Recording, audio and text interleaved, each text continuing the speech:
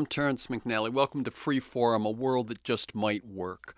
I'll be speaking today with Annie Leonard and Andre Carruthers, both longtime activists and previous guests on Free Forum, about the new book they've written together, Protest, Respect It, Defend It, Use It. And you can learn more at The Protest Book, one word, theprotestbook.com.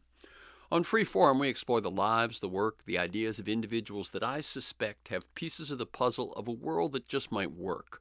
We look at politics, economics, environment, science, health, culture, all based on the fact that I believe we can do better, and I want to find out how.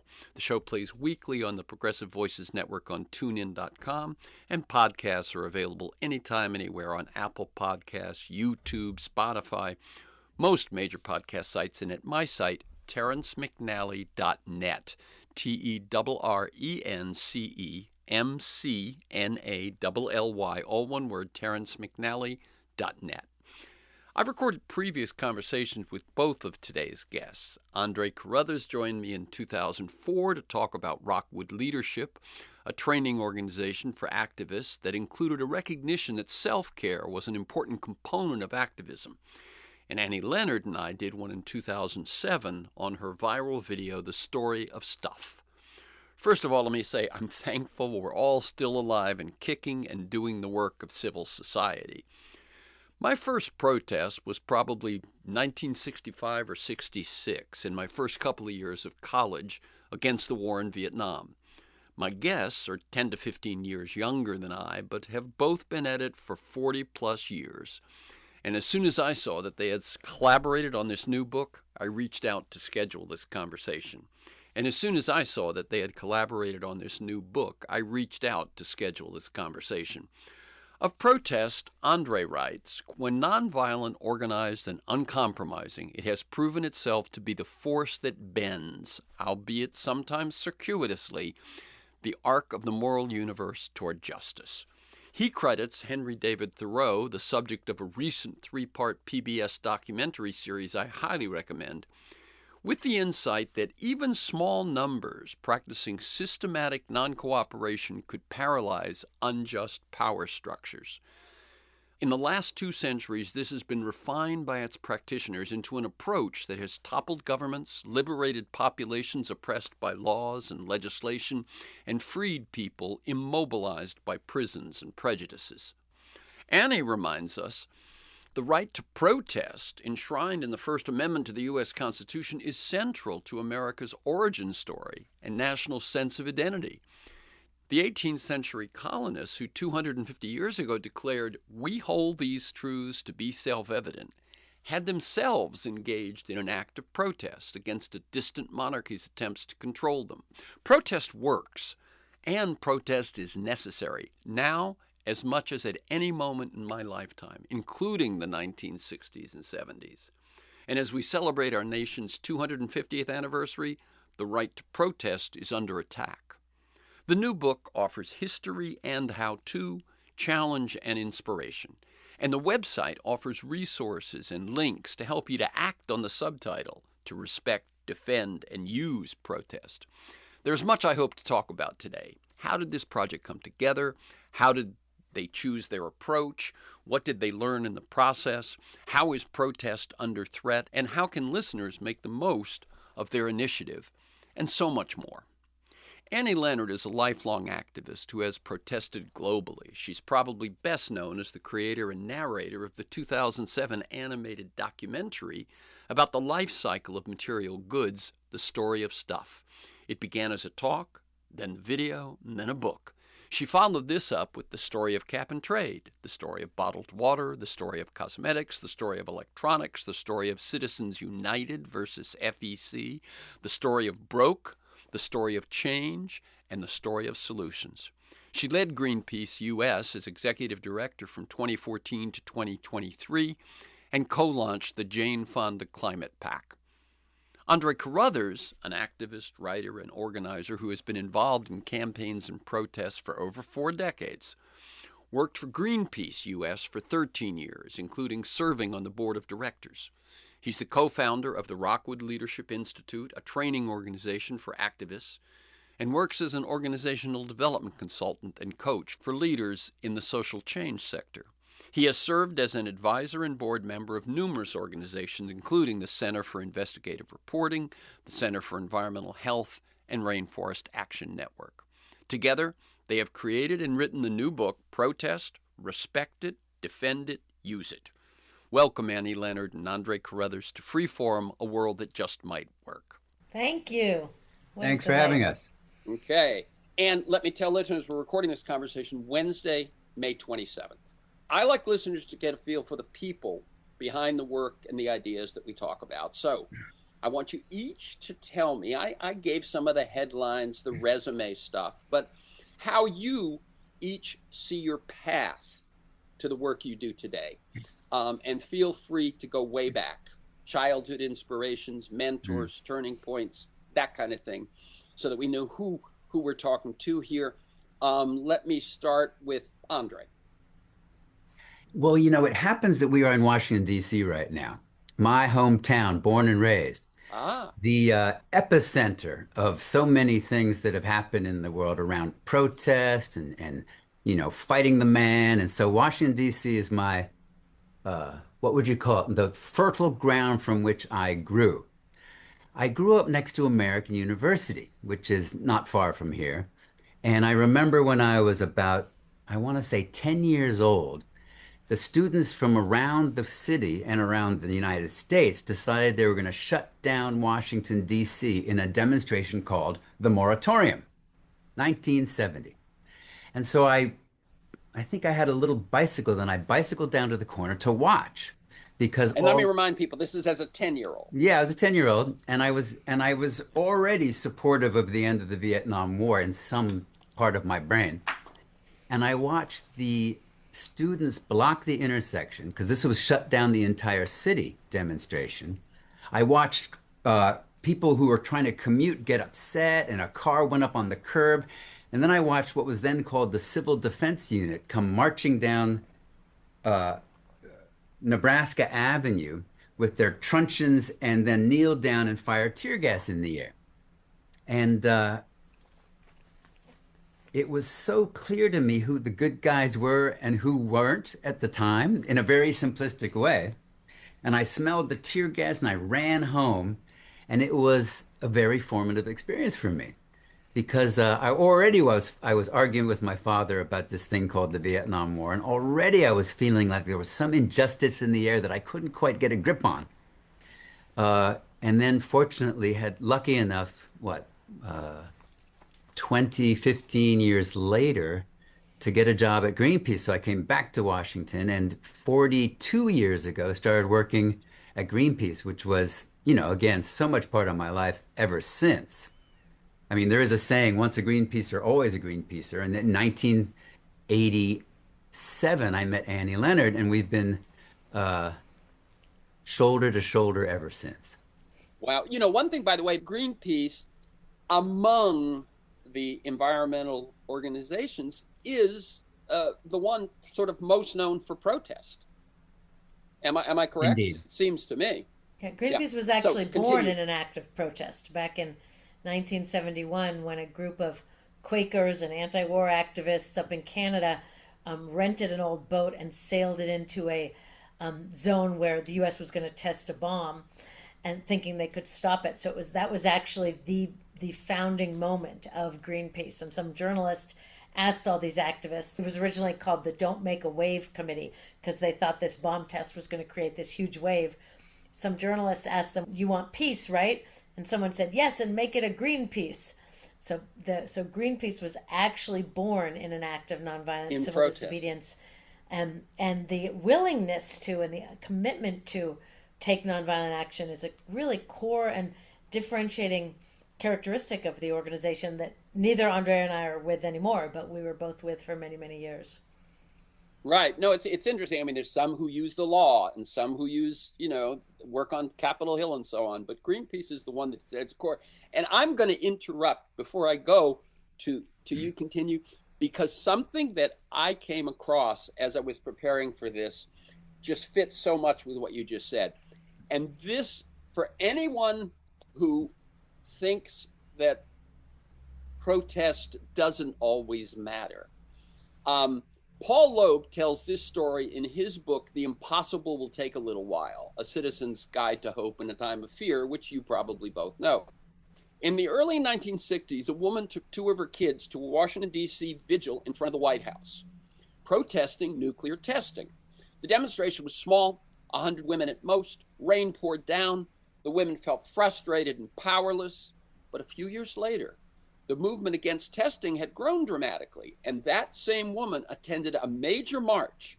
Benjamin Spock, the famous pediatrician, spoke, and he described how he'd come to take a stand, which because of his stature had already influenced thousands and would reach far more when he challenged the Vietnam War. He talked briefly about the issues. Then he mentioned being in D.C. a few years before, seeing a small group of women huddled with their kids in the rain, and it was that woman's group, and he said, I thought that if those women were out there, their cause must be really important. Mm-hmm. And I just wanted to throw that in for anybody who's going, this is what it means. Andre, so we know your youthful inspiration, your youthful challenge. Joining Greenpeace was a very catalytic event in my life. I loved being sort of the translator of the work they did because I edited their magazine and I was very involved in the communications function. But literally 8 months after I got there, the French military secret agents blew up the Rainbow Warrior in Auckland Harbor, New Zealand. And this was such a outrageous act of sort of government perfidy that at first no one believed that it could have been a government action. And it was only when the New Zealand police caught the perpetrators, the secret agents that put a mine on the side of the Rainbow Warrior and killed a photographer named Fernando Pereira in the process, that I realized just how serious a game this was. And, the Rainbow Warrior was heading into the French nuclear test site in Mururoa in the Pacific because they were blowing up atmospheric nuclear tests, irradiating the region, and of course, powering the effort by multiple nations to get nuclear weapons. So this was seen by the French government as a direct threat. This nonviolent protest was seen by the world as a very powerful statement against French testing, and the French government felt compelled to actually secretly kill a Greenpeace activist and blow up the boat. So this, as you can imagine, was an experience that both unnerved me and solidified my commitment to the work we were doing. Right. You've carved out a certain territory. Why Rockwood, for instance? After 13 years working for Greenpeace, I got very interested in how we all work together. What are the techniques whereby each of the transactions that we go through as activists, whether it's allying with a person who has a different issue that they're focused on, or managing the organization that we are part of, or negotiating with people who might not agree with us, I became very interested in what the skill set is that associated with that. And with the help of a couple of excellent trainers, started an organization called the Rockwood Leadership Program, where we did 3-day, 6-day, and year-long trainings that involved bringing people together for 6 days at a time over the course of a year to really hone those skills. Because, as you all well know, we are a very powerful movement trying to make the world a better place. But there's a lot of ways in which we get in each other's way, and we can sometimes damage a relationship accidentally without being clear. And we can also get tired and burned out without taking care of ourselves. So Rockwood, which has been around since 2000 and is still going in 2026, is a multi-day training program with a dozen expert trainers. And since in the ensuing quarter century, we must have trained at least 10 or 15,000 people, all of whom have gone on to be in positions of some authority, whether it's a union or a nonprofit. We even have a few graduates in Congress. And what we are hoping to accomplish through this is to really be able to train people to get past whatever block that they're feeling, whatever lack of skill that they are experiencing, and collaborate and manage their organization and produce outsized results based on the effort they put in. And was I correct when I said that one of the components that I remember recognizing at the time as valuable was the notion of taking care of yourself so that you wouldn't become burned out and wasted by your work? Well, that's right. And if you actually think about it, the idea of sort of self-care is infused into skill. Yes, Because often the thing that is most wearying or most aggravating or most upsetting is some conflict with someone you are supposed to be allied with or someone you work with. And the fraying of the nerves that occurs around conflict among people who are allied is as exhausting as anything. And so what I'm noticing as I get better and better at this, and we train more and more people, is that your ability to navigate relationships and navigate negotiations and navigate collaboration is in itself rejuvenating. So not only do we have a section of the training always devoted to how to take care of yourself literally, you know, by staying calm and getting exercise and nutrition and meditation, but the whole act of becoming skillful is in itself a way of avoiding burnout. excellent, excellent. And as you were saying that, I was thinking, it's what we now do with athletes, and so it makes all the sense in the world that this serious work of keeping our society whole demands that same kind of holistic approach. Yeah, I think it does. Yeah. And then you also have done a lot of consulting over the years. How do you, and I won't make you into this in depth, but how do you sort of describe to people what it is you do and what you find makes that work worthwhile? Well, I'm going to use the word transaction again because I've tried to reduce my ability to help people into the most simple form possible. And so what an executive director or leader does, and I assume Annie can support me in this, is that it's a one transaction after another, a conversation, a direction, a encouragement, a delegation. And each of those transactions produces a result. And so if you look at sort of a graph, like a graph up and to the right, each transaction will either keep the relationship steady, it will keep the relationship, it will cause the relationship to decline in effectiveness and value, or it will go up. It will go up in effectiveness, it'll go up in relationship building, it'll go up in value to the enterprise. So what I encourage people to do is think about each of their days as a series of transactions that they need to wrap in skill. And if they do that effectively, then this sort of wheel of growth starts to rotate. And all of a sudden, you are empowering people around you in a whole new way. You are creating a system that works better. And if you apply, the personal and organizational skill set and have a really robust toolbox at your side for every one of these transactions, chances are you're going to both increase the effectiveness of what you're doing, your organization is doing, and also, like I said, you're going to be a little bit more relaxed doing it. Mm-hmm. And it's interesting. For some reason, the metaphor to sports is in my mind here, but the best athletes, when they talk about what works, it's one play at a time. The That's right. next play, the next Mm-hmm. inning, the next Mm-hmm. this, which is exactly how you were breaking down the work of these organizations. That's correct. That's a good analogy. Yeah, very, very good. Okay, Annie, your path. Yes, listening to Andre is so interesting because our early years were so different, and yet here we are at the Mm-hmm. same spot. Is I grew up in the other Washington, in Washington State, in a family, and I went to a school that did a lot of camping and spent a lot of time in the absolutely beautiful forests of the Pacific Northwest.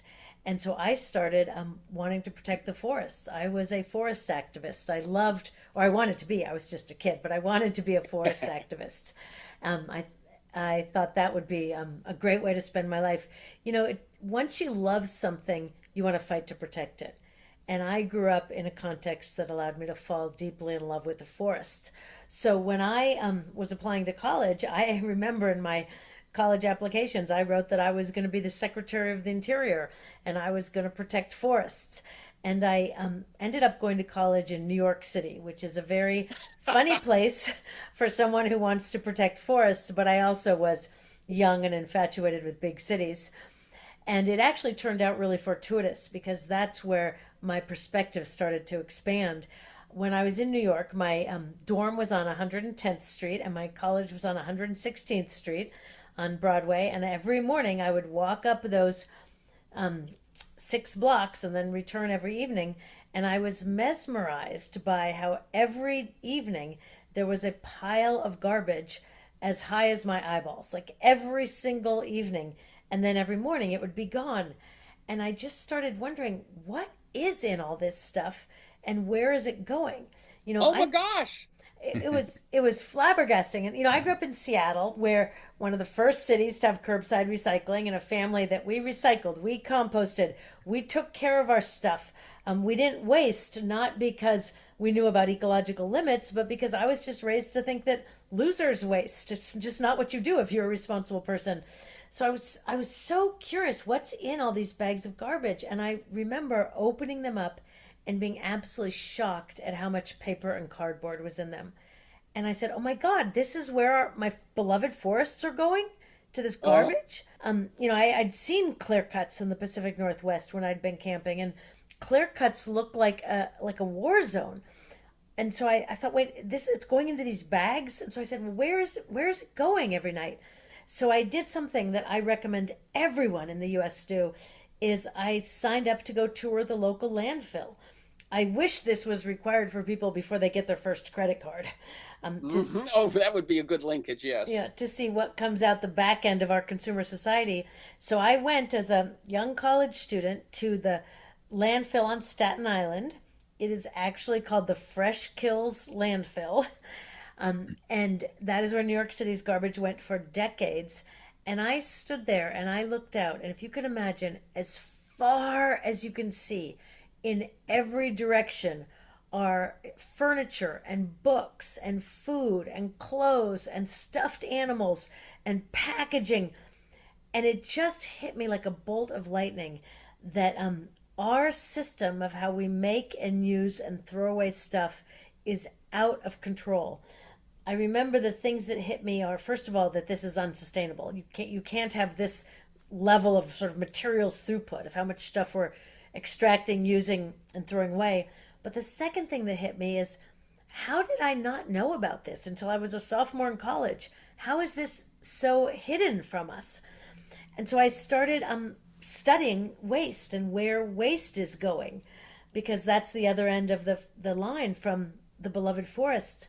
And that's where I learned that it's going to communities that are perceived as lacking the social capital, the financial resources, the educational resources, the racial identities to fight it. That in our country, waste is disproportionately impacting communities of color, low income communities. And so then I was like, wait a minute, so it's not just about forests, it's about the entire system, and it's not just about stuff, it's about environmental justice, social justice, people, health.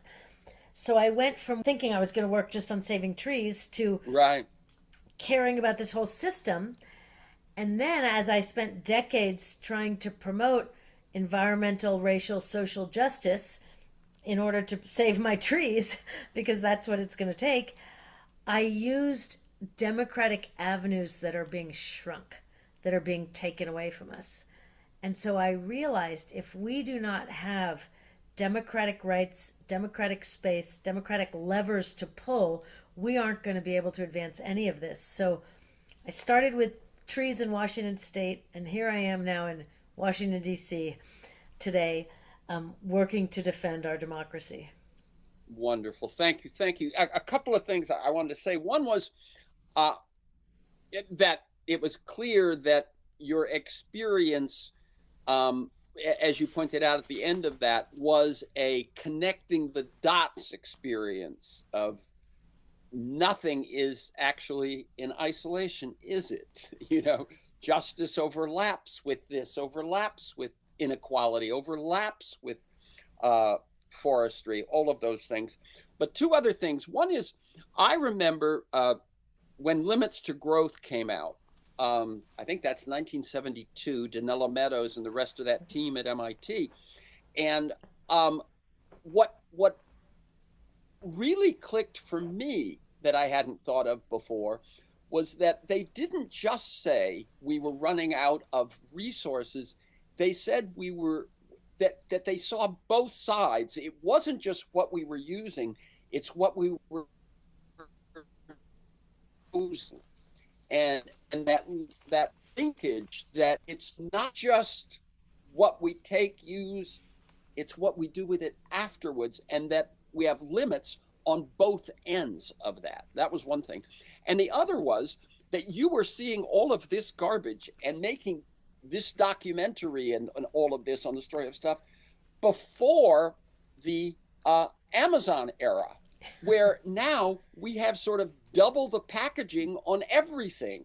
It has the packaging that if you bought it in the store it would have, and then it has the packaging that's put on it so it can be shipped to you so you don't have to leave your house. Right. Amazon has created so many problems, absolutely, in terms of, resource consumption and waste disposed. But I think its biggest harmful impact is training an entire country to think we can have anything we want within hours or maybe overnight. But this concept of instant gratification I think, has been enormously detrimental to the way that we relate to materials. But I want to say one other thing on what you just said, talking about there are limits to how much we take out of the earth, and there are limits to how much we put back as waste. I mean, the grand example of that is climate change. Climate change is happening because we are treating the atmosphere as a gigantic rubbish bin and just pouring so much carbon dioxide and other greenhouse gases into the atmosphere. And I remember in early environmental science classes I took in college, one of the things that we were told is dilution is not the solution to pollution. That, prior to my era, people were told if you dump it in the ocean, if you dump it in the atmosphere, it'll dilute and go away. And there is a limit that we have long since passed on that. And climate change is sort of the mother of lessons on that.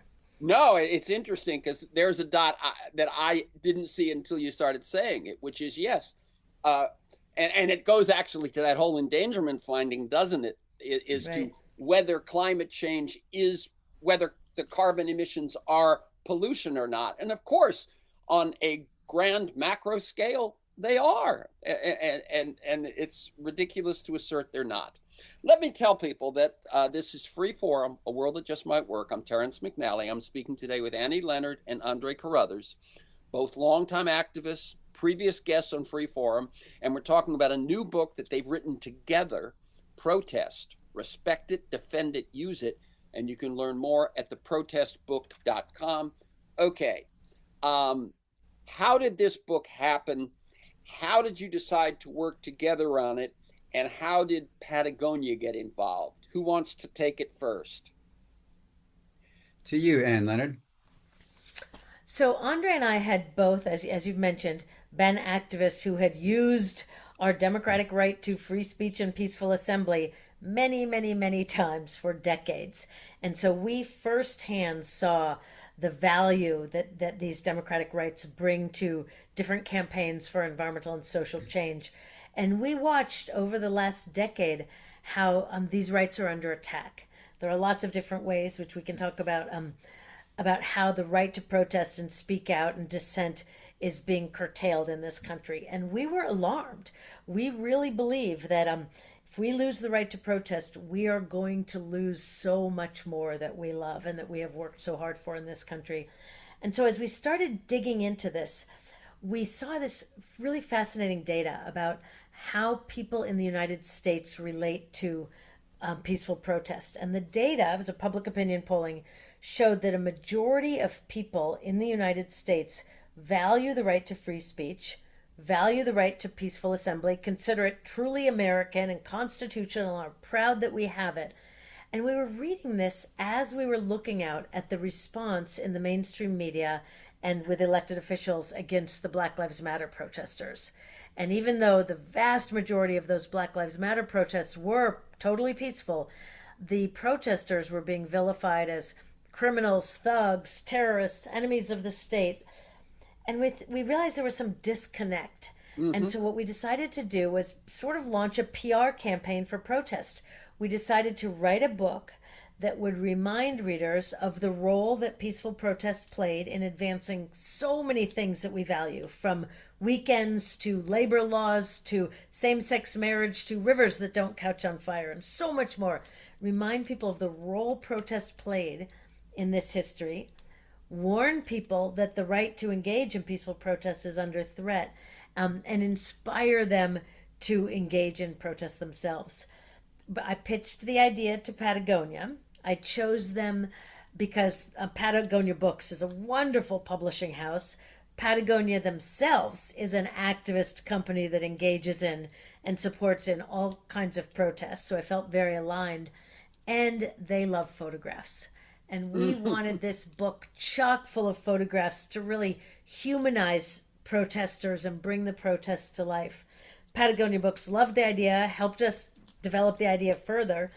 I recruited Andre, partly because he lives just down the street from me and is such a brilliant writer that I asked him to go on many dog walks with me as we sort of thought through what the book would be, how to capture different parts, and then finally just said, Andre, you need to be a co-author of this, to which to my great delight, he agreed. Yeah, so let me just put this together. So in other words, you got the impulse. And one thing I also hear is if you're getting this impulse while the Black Lives Matter protests are taking place, that's 6 years ago. So there's an enormous amount of material in the book because, and let me just tell people a little bit. So each of my guests has an opening essay. But then they cite, is it 42 different protests starting in the 1700s and going to the current day. And they have a 2 or 3 page story with photographs about each of those. And they are, so what I'm saying is I knew this book had to take a long time. When I first looked at it, I assumed that you were just the editors and that someone was writing. No, you guys wrote all of this. So and as someone who's done some writing myself, I think, well, you've got to research every one of the protests you're going to write about. I mean, that little essay, that little 2 to 3 page essay is going to be what you found out about how it happened, why it worked, what we can learn from it. And you had to do that, I'm guessing, with about 60 of them to decide on the 42 you would end up including. And I just commend you on the amount of work that took. But what I hear is, so you get the impulse, you go to Patagonia, you've got the okay, and it's only then that you approach Andre, and you approach him just for feedback, kind of, just to flesh things out, and then decide you're going to write together. Well, it was more than feedback. It was really thought partnership. And I'm lucky because Andre is not just my neighbor, but my dear friend. And we're sort of have been in a 40-year ongoing strategic conversation about literally about all the work that we do. It often happens over dog walks or over dinner or walking to the market together. And so Andre was really my thought partner in grappling with what are we going to do about threats to protest that we've been discussing for increasingly over the last decade, to maybe there should be a book. I mean, he was really right there as my thought partner in every aspect of this. Okay. And how did you choose, and I'll let Andre pick up the ball here. How did you choose your approach? And by that I mean uh it's that opening essay that each of you kind of takes a point of view, a perspective on the whole issue. Then it's the 42 separate essays on or stories on each of the protests, and it includes essays from a number of folks, Jane Fonda, Robert Reich, folks like that. How did that come together? Well, the framework, and Annie gets a lot of credit for this because one of her many geniuses is that she knows how to translate, something that might feel arcane or insidery to those of us who've been in the business for a long time to a popular audience.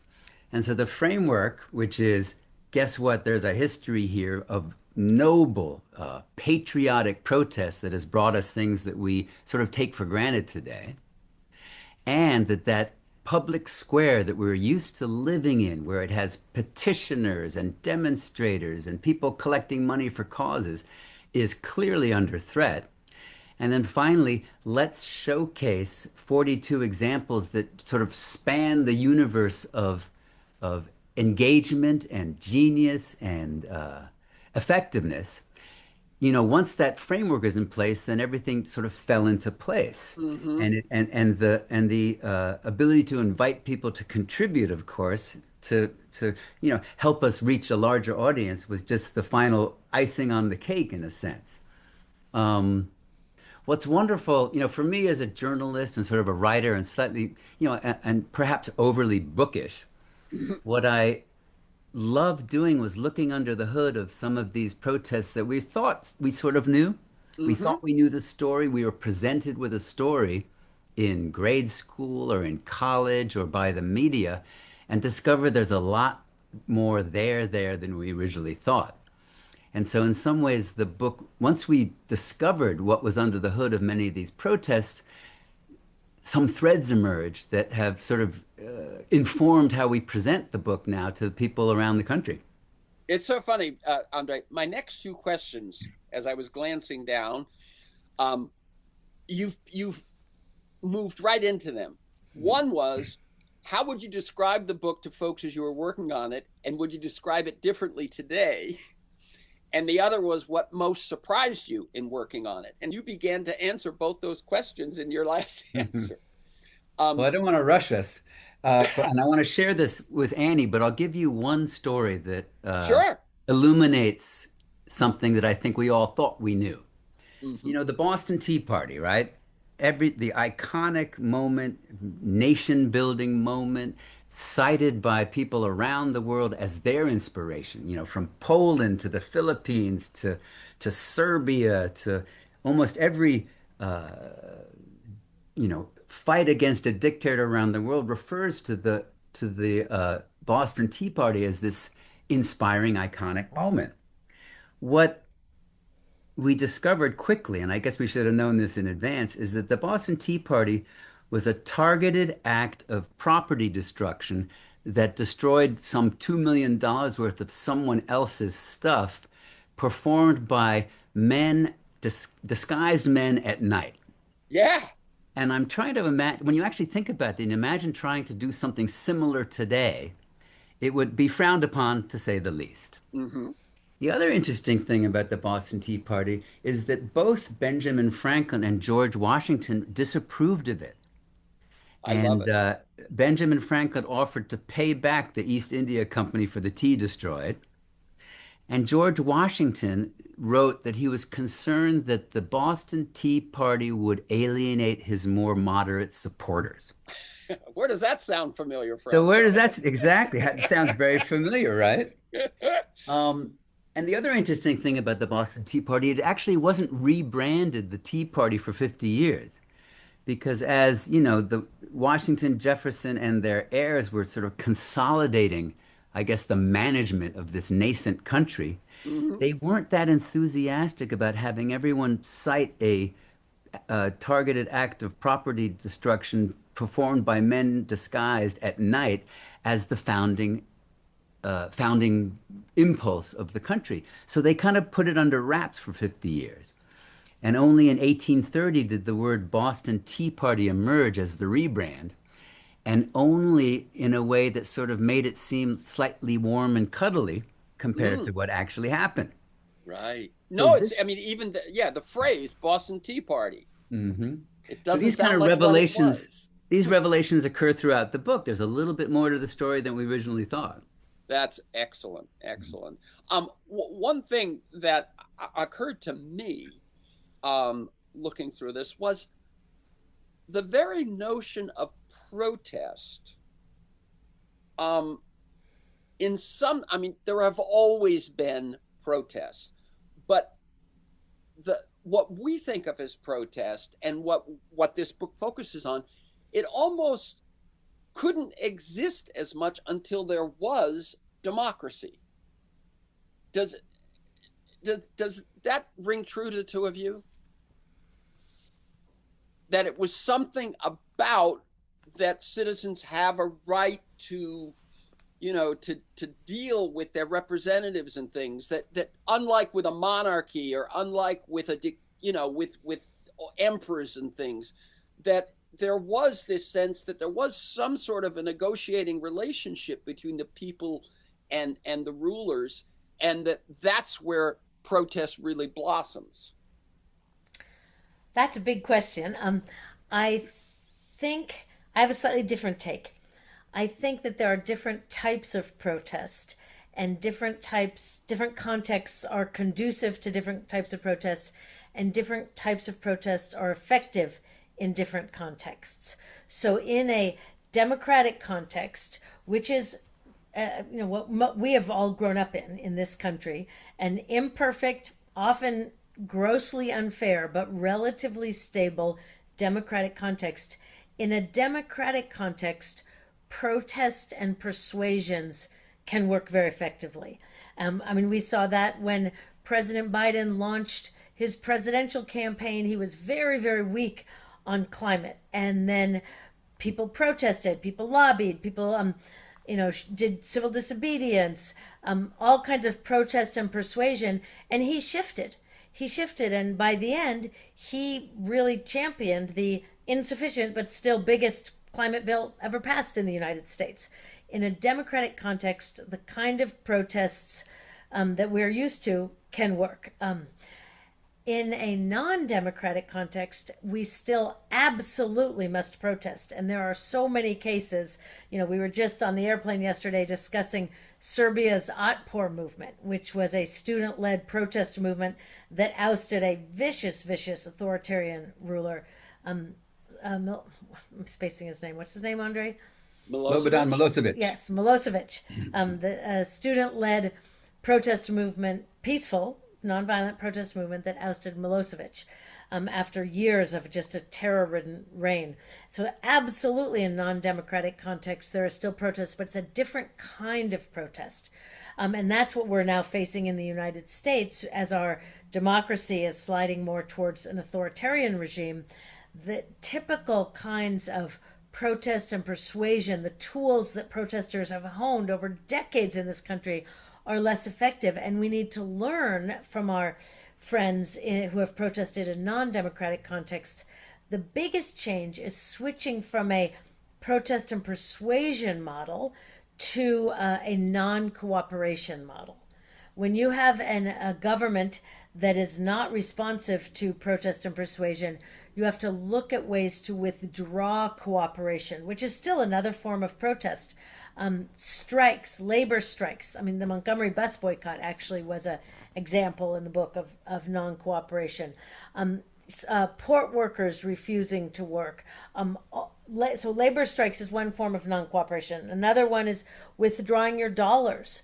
The Tesla boycotts, the Tesla takedown, the Target boycott. A super effective one we just saw was the Disney Kimmel boycott.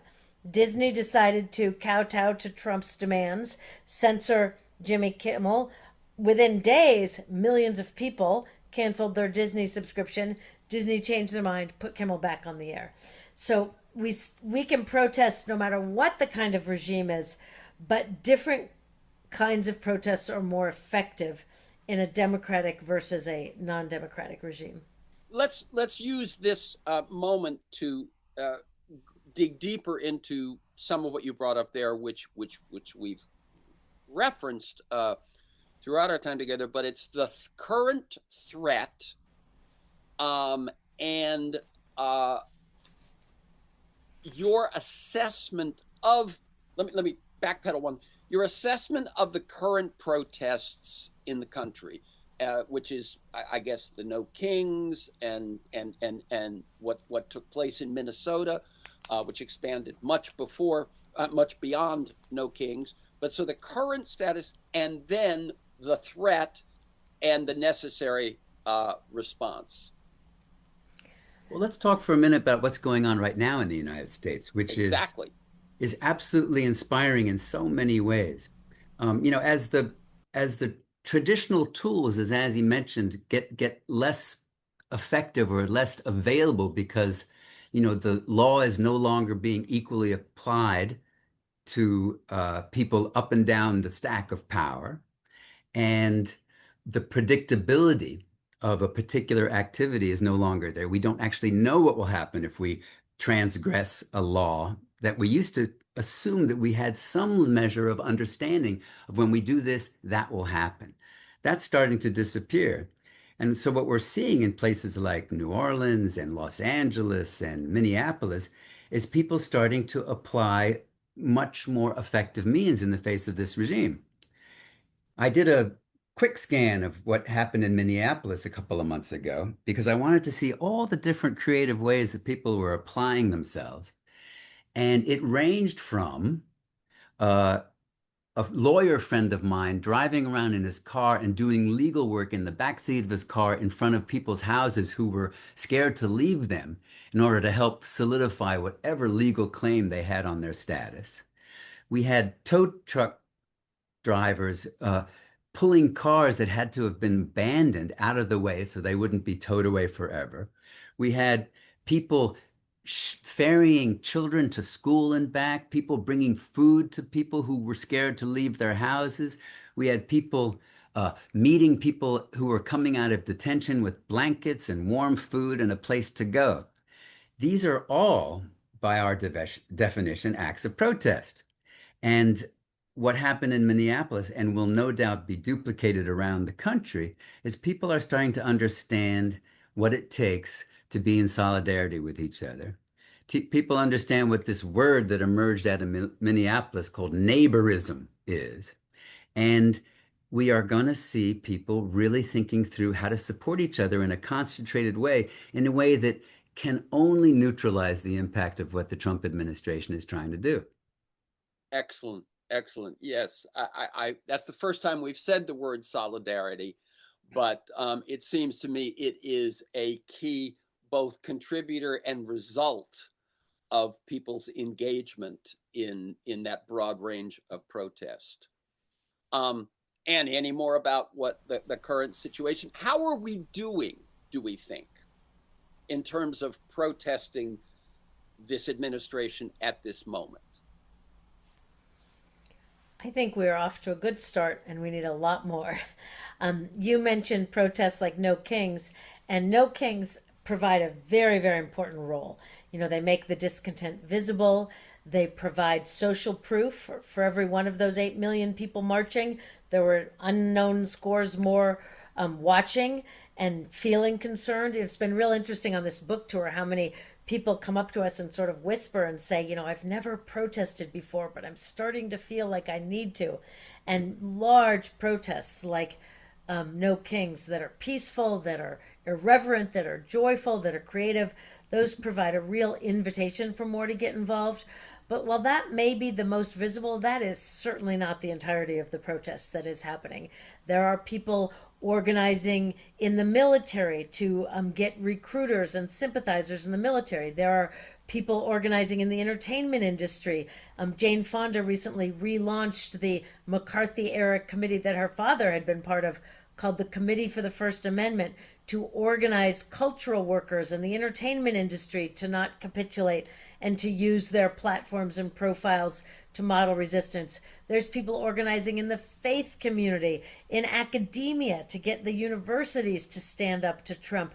There are people organizing immigrant, ICE Watch, immigrant support. There's a massive grassroots national effort to organize, all leading towards increasing our understanding of the authoritarian playbook and increasing our understanding of non-cooperation.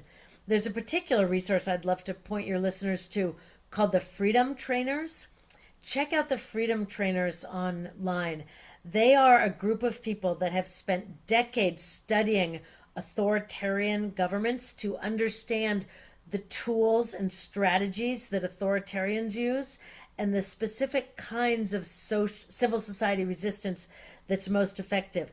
They have a whole non-cooperation library with great resources, and most importantly, they are doing trainings. They have trained over 1 million people, and this kind of local community grassroots training is absolutely essential for communities to get together and be ready should there be an ICE surge like there was in Minneapolis. I mean, it's not a coincidence that the people in Minneapolis were so well organized and so committed to nonviolence. They had been trained.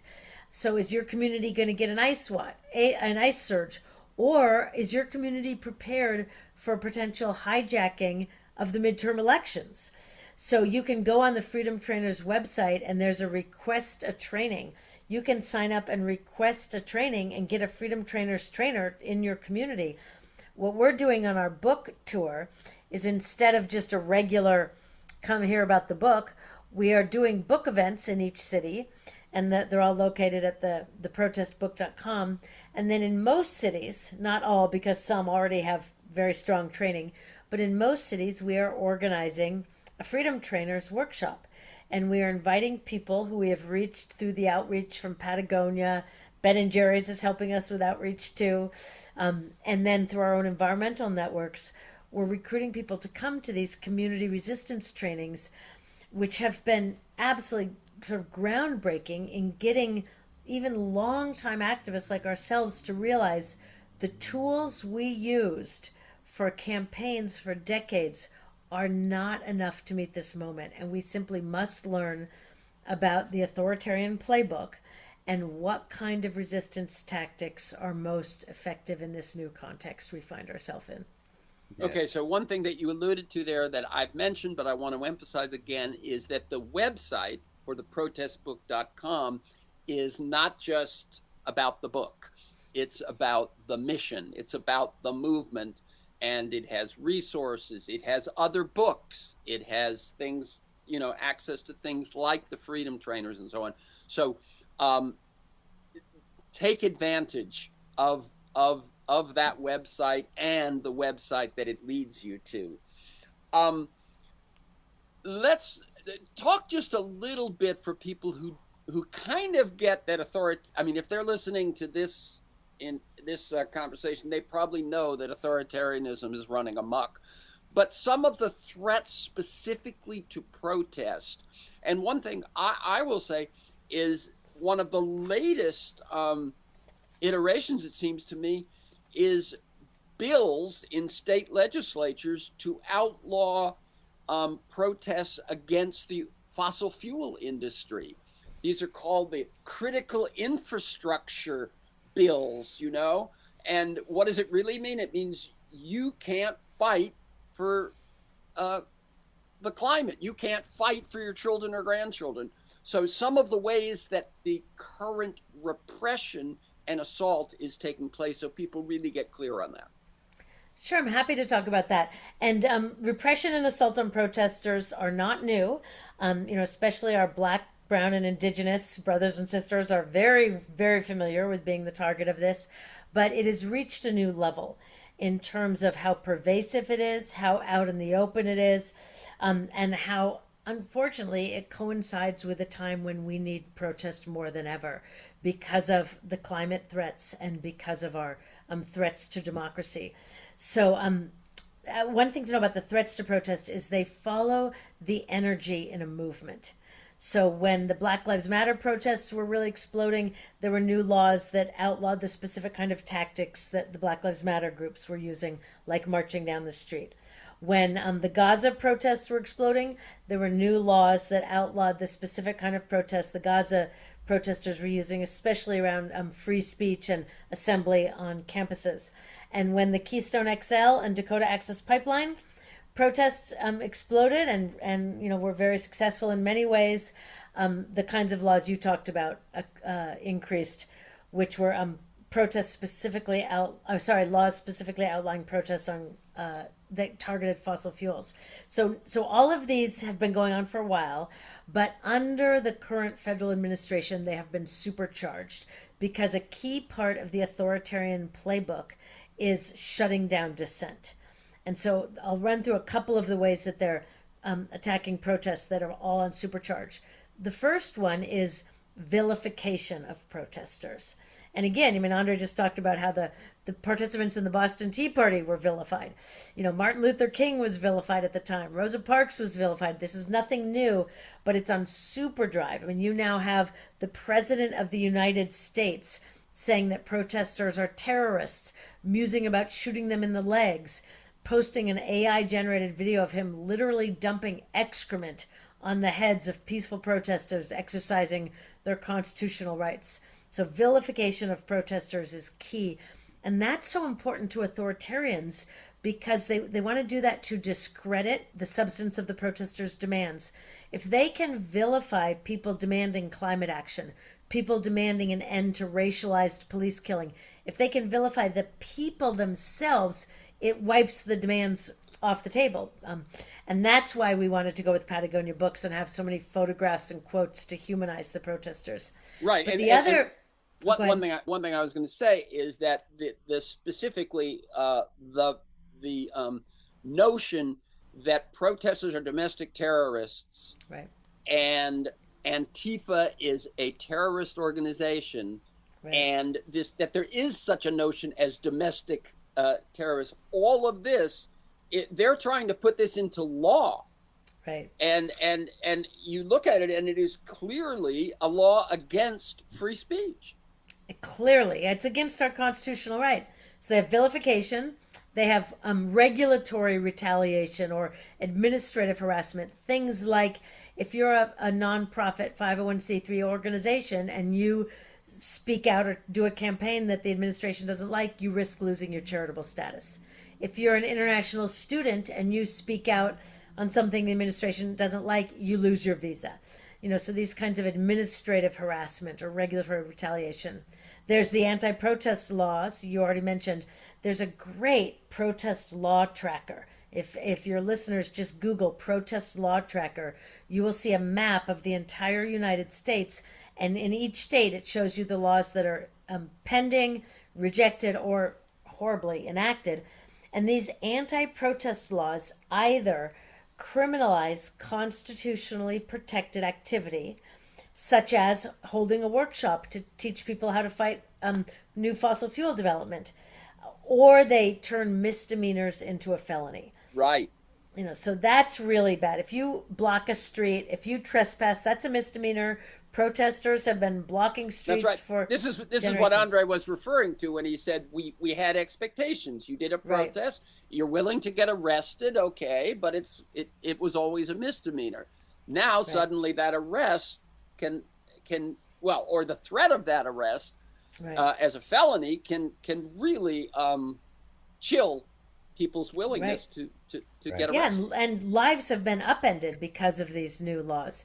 Then it's not just the state. There are also corporations getting in on this with SLAPP suits. A SLAPP suit is a particular kind of lawsuit. SLAPP stands for Strategic Lawsuit Against Public Participation. And SLAPP suits are generally meritless. They are not based in reality or fact. Usually they are not designed to ever make it to court or to win in court. They are designed to terrify, chill, silence, bankrupt, intimidate dissent. And they're often very successful. If you are a farmer and you've learned that a new fossil fuel pipeline might go through your farm, and you start asking questions about that or organizing, and you get $100 million SLAPP suit, most farmers don't have money to hire big, powerful lawyers and fight this. So it's a very effective way to silence dissent. So you have vilification, regulatory retaliation, anti-protest laws, SLAPP suits, And as we tragically saw in Minnesota, outright violence. In Minnesota, we had U.S. government officials shoot peaceful protesters that were not doing anything illegal, and not be held accountable for that. So that is really sending a message. The good news is that people are not cowering. After Alex Preety was horribly shot in the street, 200,000 people signed up for training in Ice Watch. People are standing up, having each other's back, and saying we will not allow our communities, our neighbors, our planet, or our democracy to be dismantled, as the Trump administration is wanting to do. So I remain very hopeful. Looking at what Minneapolis did and knowing that really we can do that in every community. We can stand together. We can center justice and democracy. We can use our rights. The best way to protect these rights are use them. One of the quotes in the book I love is from Timothy Snyder, who said, "If you protest now, you will be able to protest later." Our democracy and our right to fight for everything we care about is on the line, and I have faith in my fellow Americans to stand up and protect it. I Very can good. tell you a story about that faith because it's become clear that there are so many Americans that have a conscience, and it's being revealed through these things called the grand juries. Now, the grand jury is enshrined in the Fifth Amendment of the Constitution. It's designed to prevent authorities from doing sort of prosecutions that are vindictive and unclear by providing transparency. Grand jury is 16 to 23 people gathered together to hear a prosecutor make a case to see if they should bring the case to court. Historically, this played out as very favorable to the prosecutors. The study in 2010 and 2016 showed that literally 0 times, and I'm actually not literally, but 6 out of some 250,000 cases brought, did a grand jury refuse to bring the indictment. Right. Isn't the famous thing, a grand jury will indict a ham sandwich is what Sol people. Wachtler, the New York State judge, famously said you can indict a ham sandwich. A lot of people know the story about the Washington, D.C. young man who threw a sandwich at the police last fall, I think it was. Yeah. And not only did the grand jury refuse to bring an indictment multiple times when the prosecutor under that woman who used to work for Fox News, Jeanine Pirro, tried to bring, but when it actually went to trial, finally, the regular jury refused to convict. The number of times that grand juries and regular juries have refused to convict based on a government prosecution is orders of magnitude more than it's ever been in American history. So there is a conscience out there, and it's being demonstrated by American people who refuse to cooperate with these prosecutions. Okay. We got to bring this to a close. One thing I feel we have to touch on before we do, and then I'll give you each kind of a closing statement, is the 3.5%. The work of Maria Stephan and Erica Chenoweth has found, looking at protests, through many, many protests, a lot of research, that when 3.5% of the population becomes actively engaged in protest, regimes fall. And the key word that I didn't put in there is nonviolent. Mm-hmm. That it's 3.5% get engaged in nonviolent, peaceful protest. Nonviolent protest, they point out, has never reached 3.5% support, which is interesting. But so just speak to that a little bit, and then both of you give me sort of your closing note to listeners. I think what we've given them is resources and marching orders and all of that, but I'll let you take it from here. I love the 3.5% statistic because it does open up people to the possibility that this regime change is available. And it's available through so many different ways to protest. And it's available because we've redefined at least in the case of the book, to protest, to do all the things we've talked about, whether it's helping people like they did in Minneapolis through to marching. the specific claim is that no government has withstood a challenge 3.5% of their population mobilized against it during a peak event. It's a it's a backward-facing statistic. It's based on a sample of historical movements. It's not prescriptive. It doesn't predict that if you get 3.5% of the people, you're going to succeed. It's sort of a rule of thumb, I guess. No better way to put it. And it really depends on the fact that there is going to be already existing momentum, already existing organization, leadership, and sustained, prolonged protest. So it's a wonderful heuristic to think about. And it involves everyone rallying to understand that it involves sustained, organized, led protest that at a peak moment has more often than not, in fact, almost never failed to unseat an autocrat. Did I get that right, Annie? Yeah, but the key part here is that it's descriptive, not prescriptive. Right.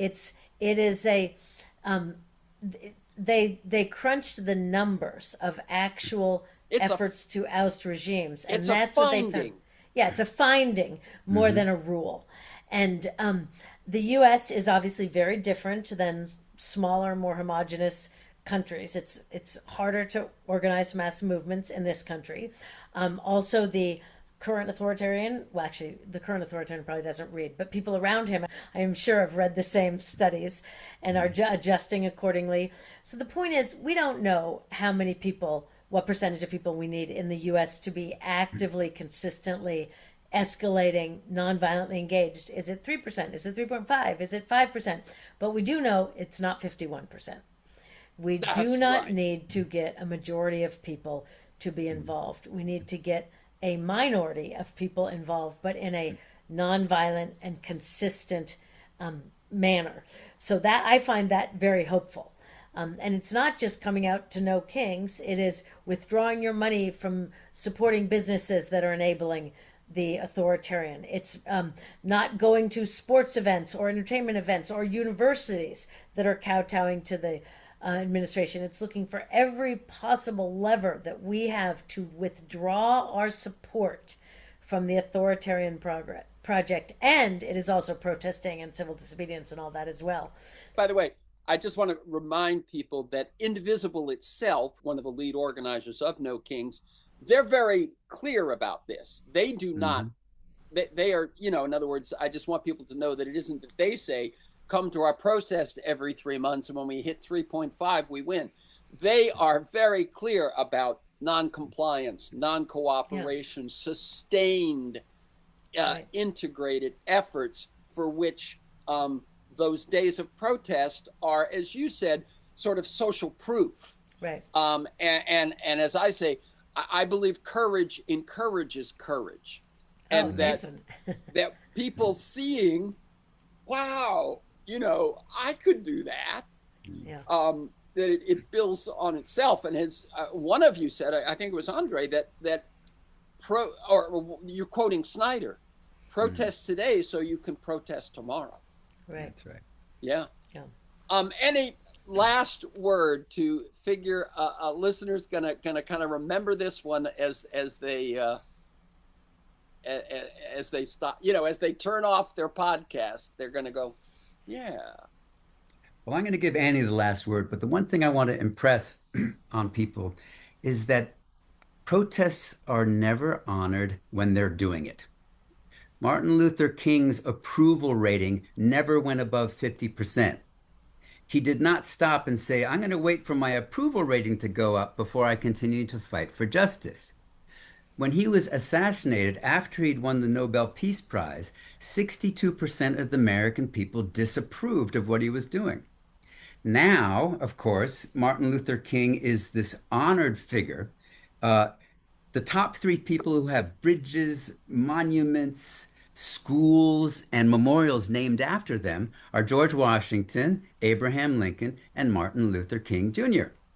So what I want to encourage people to think about as they listen to this is next time you see a protester out there and you have this idea in your head that was either inculcated by the press or impressed upon you by someone whose drive to work was inconvenienced. These protesters are doing God's work for you, and it's entirely possible that there will be memorials and statues to them 20, 30 years from now. We would like to compress that time. We would like to move as quickly as possible from criminal to school book curriculum now, so that we don't have to wait for this change that we need so desperately need to happen right now. Great, great. Thank you. And Annie? I'd like to just sort of acknowledge that it's a hard time in this country, and a lot of people are really grappling with fear and grief and sadness about the promise of democracy. You know, we never had a full democracy, but we were hopefully on the road towards the multiracial, inclusive, participatory democracy that we all believed in, and that seems it seems in jeopardy right now. I would like to acknowledge that in people and say that one of the best ways to deal with that grief and sadness is to get involved with others in making change. And it's not just me saying this, there's actually lots of social science that shows that the things that most provide meaning and happiness in life are not things at all. They're not, you know, a new iPad or a They're not stuff. Yeah, they're not stuff. It's not a new pair of boots or a new car, even if it's an electric one. It's none of that stuff. Consistently, once your physical needs are actually met, if you have a roof and food, and consistently, the things that most provide happiness in life is having a sense of purpose or meaning beyond yourself. It's the act of working with others towards shared goals, and it's also having a community and strong social fabric. So isn't it fortunate that the very things we need to do to protect our earth to be livable, to protect our neighbors from being ripped apart and deported, and to protect the democracy that we need to continue advancing social good, isn't it fortunate the very things we need to do for all of that are also the things that make us happy? So I want to say, you know, come on in. Contact a local indivisible group. Look at some of the contacts on our website. There are so many organizations across the United States. And, you know, come on in. We will save the planet. We will save our democracy. We will protect our multiracial communities. And we're going to have a damn good time doing it. Yes. As I say, getting involved in protest makes you feel less alone and more alive. Right. And it works. Yep. And you're absolutely right. Okay. It has been fabulous spending this time with you. So the new book is Protest. Respect it, defend it, use it. And you can learn more at theprotestbook.com. And as I've said a couple of times, that is not just a book website. That is a mission website, a movement website, a resource for you, your friends, and family to become deeply involved in being a citizen. Thank you, Annie Leonard and Andrea Carruthers, and keep up your good work. Thank you. What a pleasure to connect with you again after all these years. Really delightful. Great, great. For this conversation and many other interviews, articles, to join me in pursuit of a world that just might work, go to TerenceMcNally.net, TerenceMcNally.net, or a world that just might work.com. They're the same website. If you want to get a weekly announcement telling you who's going to be on, what we're going to talk about, and links to probably 10 or 15 articles to flesh out the conversation, email me at TEMcNally, one word, TEMCNALLY, at mac.com. And you can subscribe and listen to Freeform Podcasts at Apple Podcasts, YouTube, Spotify, most podcast sites, and at my site. By the way, the archives feature about 500 to 600 of these conversations, if you can believe it. And some of them 2 and 3 times over the last 25 years. Thanks to Kiana Williams in production, and to George Vasilopoulos at Progressive Voices, and most of all to you, my listeners. Please share this podcast widely.